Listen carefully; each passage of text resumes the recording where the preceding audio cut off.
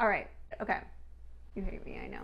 Hi everyone, Liz and Justin here. Hello. We're gonna make my great grandma Sophie's rugelach recipe because it's Hanukkah and yeah, we are in lockdown. So, should we try? Here we go. Okay. Okay, first thing we gotta do is make the dough. Mix together 2 cups flour, 2 tablespoons sugar, and half a teaspoon of baking powder into a large bowl. Then get 2 sticks of cold butter and chop it up into really small pieces. This can be time consuming, so thanks Justin for taking one for the team. You're then gonna do the same with an 8-ounce package of cream cheese. Chop it up into small pieces. When that's done, pro tip, put the butter chunks and the cream cheese chunks back into the freezer or the fridge just so they harden a little bit before you put it into the mixture. Maybe wait 10 to 20 minutes.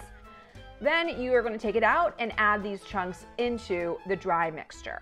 Mix it all up. Set that aside and get another small bowl. Add together 2 tablespoons of ice water and a teaspoon of vanilla. Add that to the dry mixture. You're then going to gently knead this together with your hands, but don't overmix. You just want it to somewhat start holding together. Then get 3 pieces of wax paper or parchment paper and divide the dough equally among them. Then you're gonna wrap up the dough and flatten it like a pancake. Do that for each of them. When you're done, it's time to put it in the freezer. A minimum of 4 hours or overnight is best if possible. All right, it's now the next morning. Gonna roll out the frozen dough. And make the filling. So to make the filling, get 3 cups of chopped walnuts and pecans. These should be chunky, not finely chopped. Add 1/3 cup plus a heaping teaspoon of raspberry jam, and then a 1/4 cup plus a heaping teaspoon of apricot jam.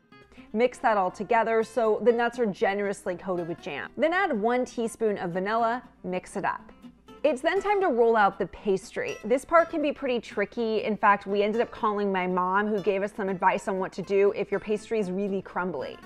Okay, so when it's that crumbly, you can take little bits of ice water, and with your fingertips, you sprinkle it on the crumbly part and press it together so that it sticks together. You're then gonna roll out the dough so it's about 1/16 to 1/8 inch thick. It should measure out to about 16 to 18 inches long, maybe 4 inches wide. Then use a knife to create a nice clean rectangle. From there, you're gonna take the nut filling and spread it out in the center of the dough, leaving space on either side so it can fold over. Then drop a little bit of butter on top of the nuts. Carefully wrap the dough on top of the nuts and press the dough together so it looks like a strudel. You're then gonna place this onto a well-greased baking sheet or on parchment paper and cut marks on this strudel about 3/4 inches apart. Don't cut all the way through.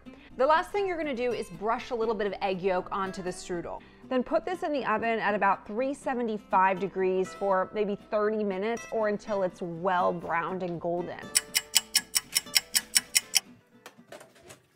What do you think? It's pretty good.